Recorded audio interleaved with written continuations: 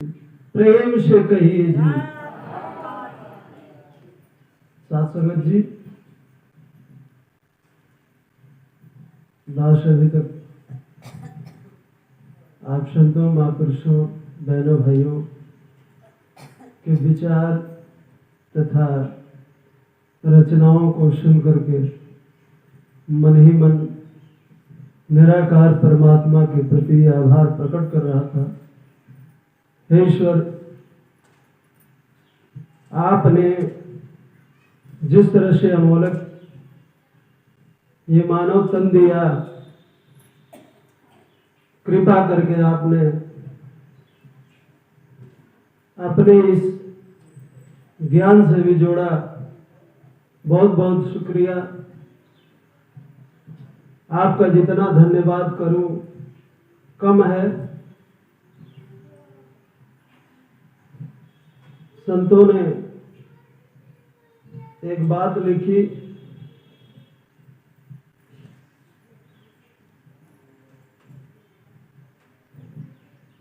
कि जिस ईश्वर को ढूंढे दुनिया, जिस ईश्वर को ढूंढे दुनिया, कहूं कहां पे रहता है।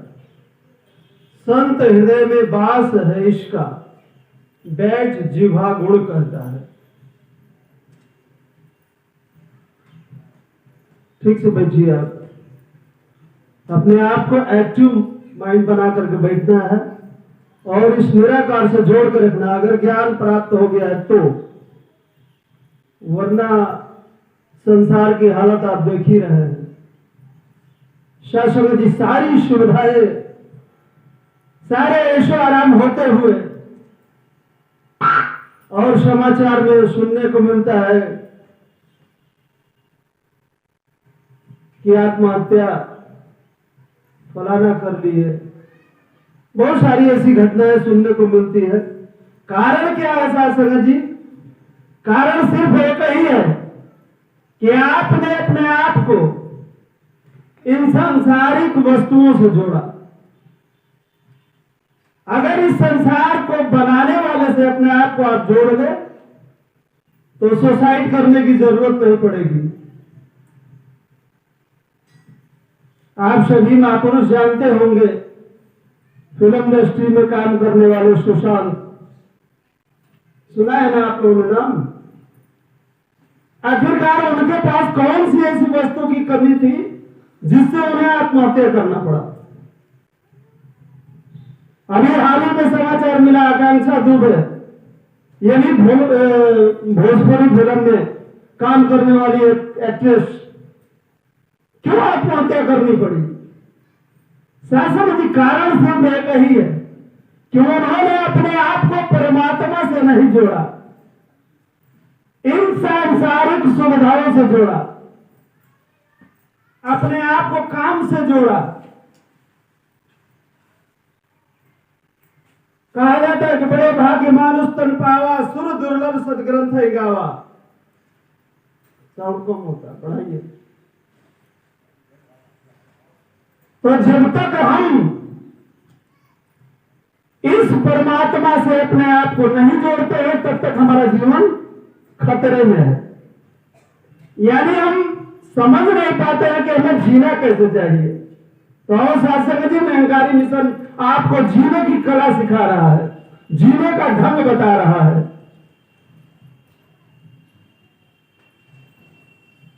कोई फीस, कोई चार्ज नहीं लगता, प्यार से बुला रहा है। वो भी कहे कि आओ रब के दर्शन कर लो, कह दो सब इंसानों को, सतगुरु क्षण में राम दिखाए मेरे संग है मानो को।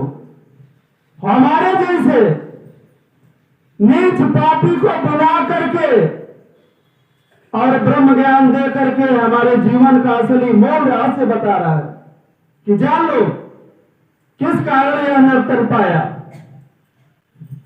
इसको सफल बना लो तुम। यानी जिसके लिए इस शरीर को पाया गया है वो मूल काम क्या है उसको करो। और तो दुनिया में इतने काम है कि काम खत्म नहीं होगा और तुम खत्म हो जाओगे। सच है कि नहीं है बात? आपके जीवन में आपको शायद समझिए दास करूं प्रचार में सत्संग कर रहा था, वहां एक महात्मा बताया कि काम आप करते करते एक दिन मर जाएंगे और मरने के बाद भी काम होगा। होता है ना काम मरने के बाद भी। लड़के बच्चे कहते हैं कि अरे भाई फलाना चाचा कहते हैं हमारे बाबू जी का काम करे के बाद, तो शायद समझिए काम से तो हमें फुर्सत मिलनी नहीं है। इसीलिए अपने आप को समय निकाल करके और इस रमे राम परमात्मा का दीदार करना है, ये मूल काम दिया गया है। इसीलिए मानव तन बनाया गया, वरना और भी जीव जंतु पशु प्राणी है धरती पे, औरों को क्यों नहीं अथॉरिटी मिली? स्पेशल जीव एक ही है, मनुष्य। और ये सिर्फ मनुष्य तन इसीलिए मिलता है कि आप के अंदर ज्ञान है, बुद्धि है, वाणी है। आप इससे समझिए, सोचिए अच्छा क्या है, बुरा क्या है। संसार में रहिए, संसार से जाना नहीं है। अभी एक मान जी गीत गा रहे थे, समय रहते आपको हर काम करना है। एक भजन भी आता है कि समय रहते हरिनाम के कमाई करो, केहू के जन बुराई करो। लेकिन साथ समझिए हमारे अंदर सुधार नहीं हो रहा है, हम बुराइयां करना छोड़ते ही नहीं है। यहां खुद को सुधारने की बात की जा रही है। अपने आप को सुधारो, गुरु बता रहा है कि खुद को सुधारो, संसार सुधरा हुआ है। साथ समझिए हमें परमात्मा ने ज्ञान, बुद्धि, वाणी, विवेक दे करके भेजा, और सबसे बड़ी कृपा हमारे जीवन में सदगुरु का आगमन हुआ। बताया जाता है कि तीर्थ किए एक फल, संत मिले फल चार, सदगुरु मिले अनंत फल, कहे कबीर विचार।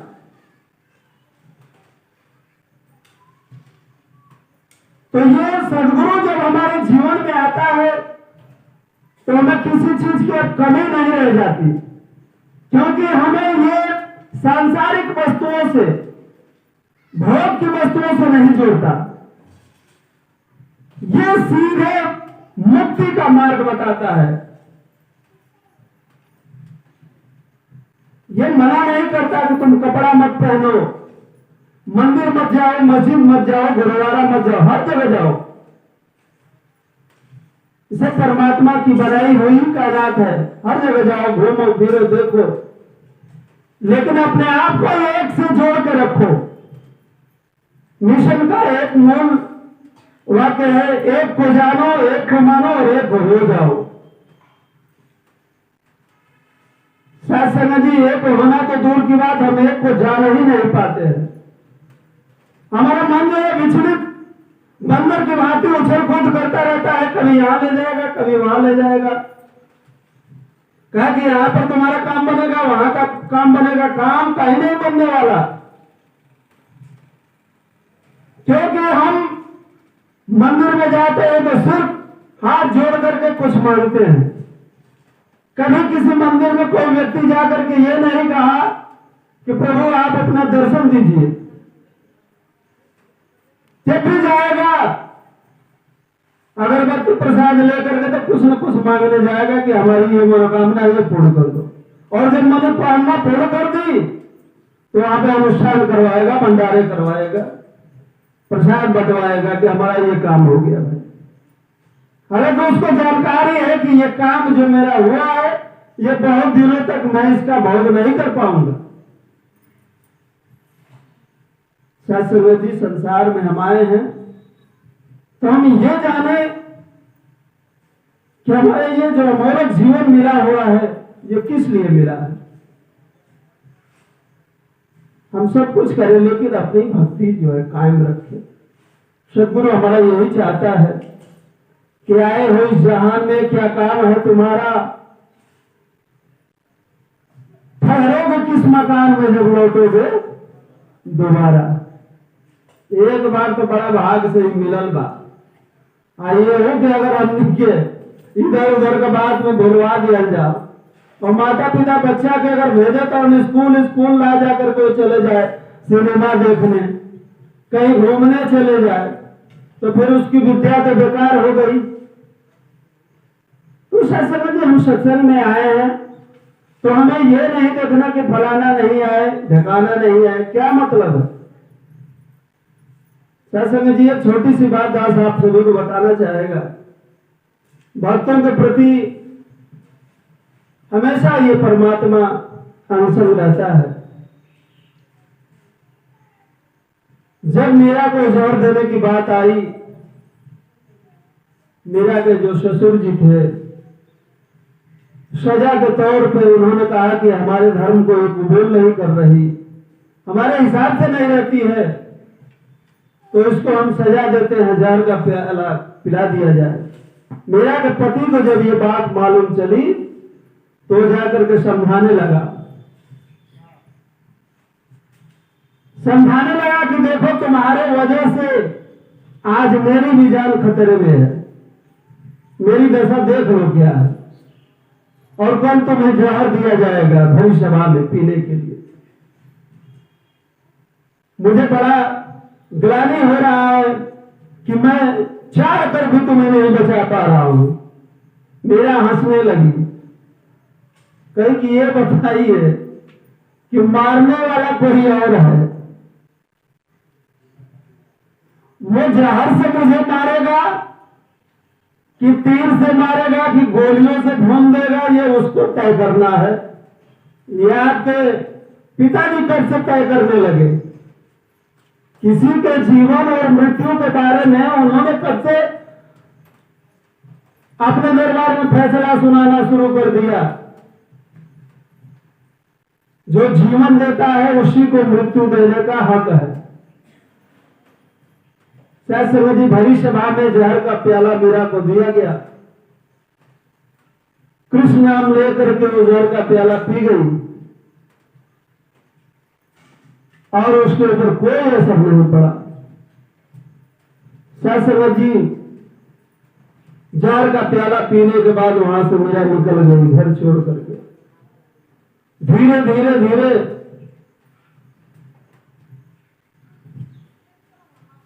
पहुंच गई बनारस के क्षेत्र में। किसी संत ने बताया जरे मीरा इधर उधर पागलों की तरह क्यों घूम रही हो, ये मिट्टी की मूर्ति लेकर के, ये जो मूर्ति ली हो ये मूर्ति भगवान नहीं है। हाँ, अगर गुरु के समक्ष पड़ जाओगे, अगर कोई सच्चा गुरु तुम्हारे जीवन में आ जाएगा तो इसका दीदार करवा देगा, क्योंकि ये जो तुम मूर्ति ली हो ये बहुत पुरानी हो चुकी है। कभी कृष्ण इस रूप में इस धराधाम पर आए थे।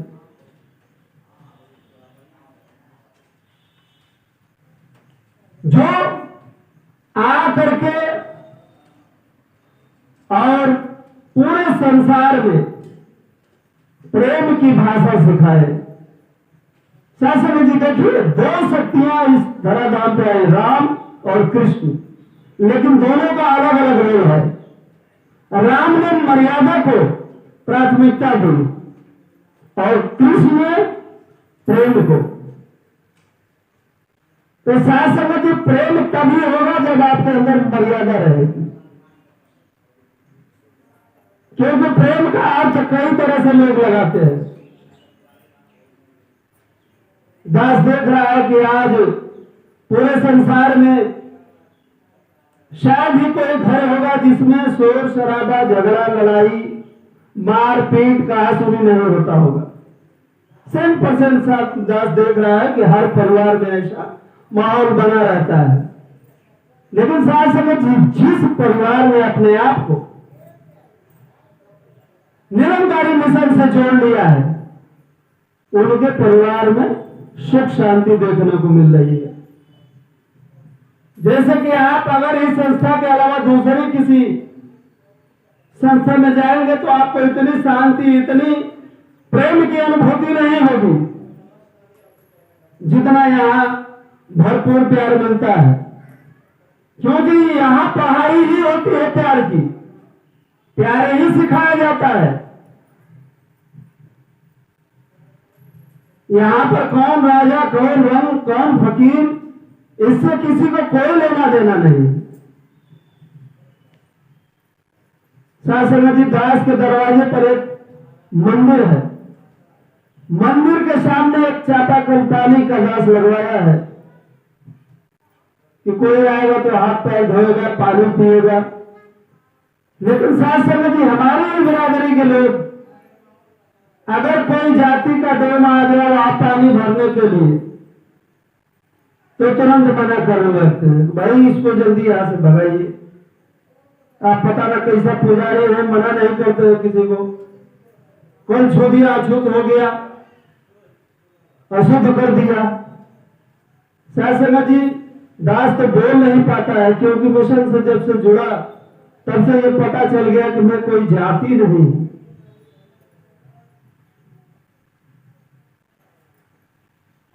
सासंगत जी, दास यही देख रहा है कि अगर आपको खुश रहना है, सुखी रहना है, आनंद में जीवन जीना है, तो आपको निरंकारी मिशन में आना ही होगा, क्योंकि संसार के सारे मिशन को दास देख रहा है। कहीं ना कहीं कोई ना कोई जो है कमी है, जिसको दूर करना बस का है। हमारे मिशन पे भी तमाम लोग उंगलियां उठाने की कोशिश करते हैं, लेकिन सासंगत जी, प्रमाणित करना मुश्किल है। हम आप कोई गलती कर देते हैं तो अगर आपको लोग निरंकारी मिशन से जानते हैं, पहचानते हैं, तो सीधे हमारे गुरु पर उंगली उठती है कि बताइए, निरंकारी सत्संग में जाते हैं, उनका ये स्वभाव है, ये बोली है, ये व्यवहार है।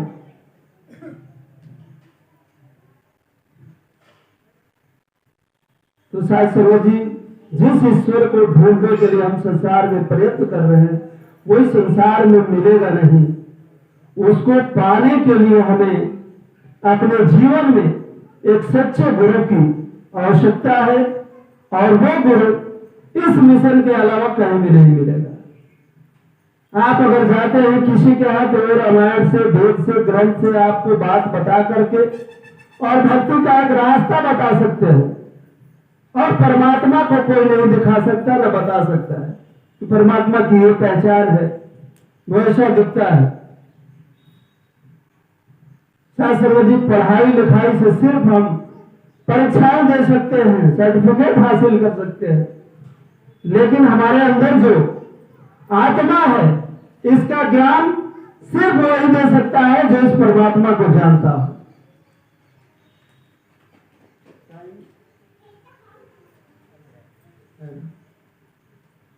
तो सासंगत जी, हम इतिहास में पढ़ते हैं तमाम भक्तों ने, कबीरदास, रविदास, कालिदास, तमाम जो है एक से एक महात्मा हुए, उन्होंने अपने आप को संसार से क्यों नहीं जोड़ा? क्योंकि संसार से अगर वो जोड़ते तो उन्हें कोई नहीं जानता। और जो अपने आप को परमात्मा से जोड़ा है, उन्हें आज पूरा संसार जानता है। सारे संसार उनकी गुणगान कर रहा है, उनकी फोटो लगा करके पूजा कर रहा है, अगरबत्ती दिखा रहा है।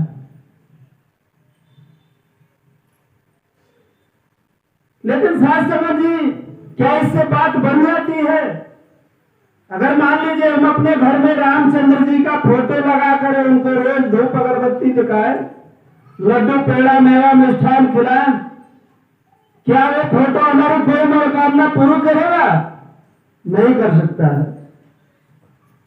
हाँ, लेकिन अगर आप परमात्मा को जान गए तो आप जहां हैं वहीं पर आपकी भक्ति हो रही है।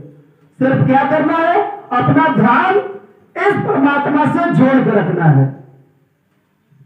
जैसे कि आप सभी यहां पर बैठे हुए हैं, और उसमें से जो लोग अपने आप को निराकार परमात्मा से जोड़ा है, उनकी भक्ति कबूल। अगर आपका ध्यान यहां से भटक गया है तो आप यहां रहते हुए भी नहीं है। इसी बात को तुलसीदास जी ने आसान कर दिया इस कलयुग में कि भक्ति करने के लिए हमें 24 घंटे जरूरी नहीं है। एक घड़ी याद हो, घड़ी याद हो में पुनियाद, तुलसी संगत साध की कटे कोटि अपराध। अगर हम 24 घंटे में से 24 मिनट निकालते हैं इस परमात्मा को भजने के लिए, सुमरन करते हैं, इसको अपने अंग संग महसूस करते हैं, एहसास करते हैं, हर घट में ये बैठा हुआ है। अगर सबने इस हृदय राम परमात्मा का दीदार कर रहे हैं तब तो हमारी भक्ति हो रही है। और नहीं तो अगर हम किसी को डोम समझ के अपने पानी नहीं छूने देंगे तो हमारी भक्ति होगी नहीं। क्योंकि छित जल पारा गगन समीरा पंच रचित आगम शरीरा। परमात्मा ने जब इस शरीर को बनाया तो 5 तत्वों से बनाया और उस 5 तत्वों का इस्तेमाल उस डोम के भी शरीर में हुआ है और उस ब्राह्मण के भी शरीर में उसी 5 तत्वों का इस्तेमाल हुआ है। शास्त्री दास एक बार एक जगह बैठा हुआ था, एक महात्मा कहानी बता रहे थे कि एक पंडित जी रास्ता पकड़ के जा रहे थे, चलते चलते रास्ते में उनको प्यास लगी। एक पढ़ा लिखा होनहार जवान लड़का एक चापाकल के यहाँ खड़ा हुआ था, स्नान करके और वहां से निकल रहा था। तब तक उन्होंने आवाज दी, लड़के, हाँ महाराज थोड़ा हमको पानी पिला देना, बहुत प्यास लगी। पढ़ा लिखा लड़का था, पानी चलाया, संस्कारी था, ला करके पानी पिला दिया। पानी तो उन्होंने पी लिया। पानी पीने के बाद जब प्यास बुझ गई तब उन्होंने पूछा कि तुम कौन सी जाति से हो। लड़का भड़क गया, जाति से क्या आपको लेना देना है? तो नहीं, फिर बताओ। बोला कि मैं तो चमार हूं।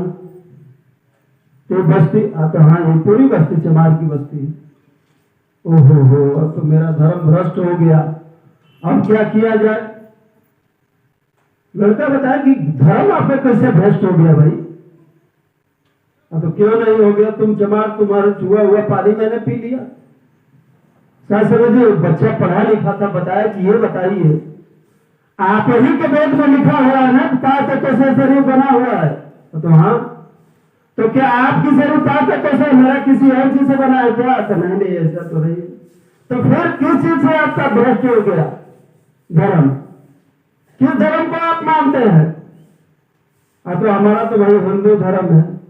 लड़का बताया कि हिंदू कोई धर्म नहीं है, धर्म तो है सनातन, जो सबके लिए है। और आप किस धर्म की बात करते हैं? आप ही के रामायण में लिखा है कि धर्म ने दूसरे सत्य से माना, आगम निगम पुराण बखाना। ये सारे वेद ग्रंथ गवाही दे रहे हैं कि मानव धर्म से बड़ा कोई धर्म ही नहीं है। और जो सत्य को जानता है, सत्य को जानकर सत्य की राह पर चल रहा है, उससे बड़ा कोई महापुरुष नहीं है इस दुनिया में। किस धर्म की बात कर रहे हैं आप? शास्त्र जी उनके मन के अंदर जिसमें वो रमे हुए हैं वो उनके अंदर से जा नहीं रहा है। पंडित जी बताए कि देखो बेटा, तुम बात तो सही कह रहे हो, लेकिन ये बात मेरे कान के ऊपर से उड़ती हुई चली जा रही है। क्योंकि शास्त्र जी उन्होंने अपने आप को जाति से बांध के रखा है। आप लोग समाचार सुनते होंगे, उसमें तमाम समाचार में आ रहा है आजकल हिंदू राष्ट्र बनाना है। कई संत इसके लिए बीड़ा में उठा रखे हैं कि नहीं हम हिंदू राष्ट्र बनाएंगे। शास्त्र जहां पे हर धर्म की इज्जत की जाती है वहां पे ऐसा संभव नहीं है। भारत एक ऐसा देश है, धर्म निरपेक्ष देश, यहां पर हर धर्म के लोगों को रहने का अधिकार है। क्योंकि बाबा साहब अम्बेडकर ने जब संविधान की रचना की तभी उन्होंने जाति प्रथा को हटाने का डिमांड किया कि अगर हमारे देश से जाति प्रथा हट जाए तो लड़ाई झगड़ा, द्वेष, बैर, नफरत, ईर्ष्या ये सब समाप्त हो जाएगा। लेकिन शास्त्र जी इतना आसान भी नहीं है। ये समाप्त होना इतना आसान नहीं है। इसमें कौन इसको समाप्त कर सकता है? जो इन दीवारों को तोड़ करके और अपने आप को लाकर इन संतों के चरणों में अपने माथा को रख देगा, उसका जीवन धन्य हो सकता है। हम अपने आप को सुधार सकते हैं। हाँ, इस संसार में कोई परिवर्तन हमारे बस की बात नहीं। हाँ, अपने आप को जरूर सुधार सकते हैं। अगर हमारी बोली खराब है तो हम गुरु से अच्छी बातें सुन करके और अपने जीवन में उतार कर अपनी बोली सुधार सकते हैं। वरना कोई ऐसी व्यवस्था नहीं, कोई ऐसी संस्था नहीं जो इसको सुधार पाए।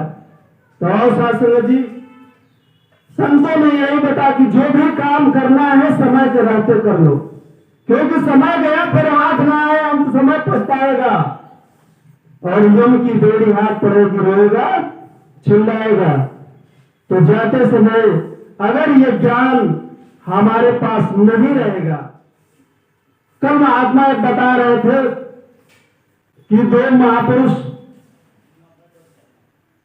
थे, उनको जाना था 40वें मंजिल पर। 40 तला की कोई बिल्डिंग थी, 40वें माले पर उनका कमरा था। जब वो लोग लिफ्ट के पास गए तो लिफ्ट चालू नहीं थी, बंद थी। एक महापुरुष कह रहे हैं यार कैसे चला जाएगा, तो 40 माला चढ़ के सीढ़ी जाते जाते तो हालत खराब हो जाएगी। चलो क्या किया जाएगा, मजबूरी है, चला जाए। 2-3 माला 4-5 माला गए, गर्मी होने लगी, कपड़ा उपड़ा खोल दिए, झोला वाला जो लिए धरक दिए सब। धीरे धीरे धीरे धीरे जब 40वें माले पर चढ़ गए और जब चाबी खोजने लगे तो बता रहा है महापुरुष की अरे यार चाबी तो मैं झोले में रखा था और नीचे छूट गई। शास्त्र जी याद कीजिए, ठीक उसी तरह से हमारी जो उम्र है, एक एक सीढ़ी हम लोग चढ़ते चढ़ते जा रहे हैं और अंतिम सीढ़ी पर हमारा कमरा है। तो ऐसा ना हो कि ये ज्ञान रूपी चाबी हमारी कहीं नीचे छूट जाए। इस चाबी को हमेशा अपने साथ रखना है, क्योंकि वहां जाने के बाद बिना चाबी को दरवाजा खुलेगा नहीं। तो ऐसा समझिए दास अपनी बात को यहीं से विराम दे रहा है। अगर कोई त्रुटि हुई हो तो दास को नादान बच्चा समझ करके क्षमा कीजिएगा। शास्त्र जी प्यार से कहिए जी धन्यवाद। सारा तेरा तन मन घोर घुमावा,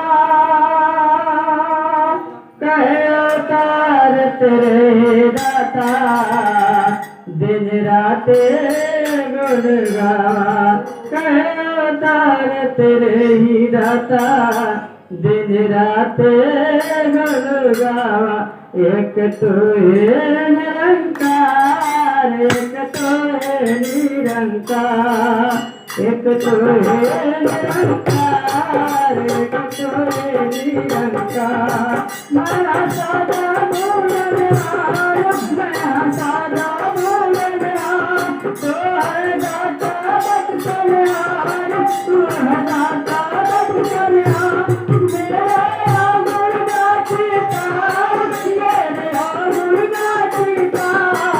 एक तो है निरंकार, एक तो है निरंकार, एक तो है निरंकार, एक तो है निरंकार। तेरा रूप है संसार, तेरा रूप है संसार, सबका भला करतार, सबका भला करता। मेरी मांग है दाता, मेरे मांग है दाता। एक तो है निरंकार, एक तो है निरंकार, एक तो है निरंकार, एक तो है निरंकार। मेरा डोले नायक मार, मेरा डोले नायक मार, भक्तो श्रद्धा भक्ति प्यार, भक्तो श्रद्धा भक्ति प्यार। करूँ मैं संतों का सत्कार, करूँ मैं संतों का सत्कार। एक तो है निरंकार, एक तो है निरंकार, एक तो है निरंकार, एक तो है साथ संगत माँ प्यार सत्कार से करिए और समय के सत्य गुरु माता सुरक्षा सविंदर हरदेव सिंह महाराज की जय बोले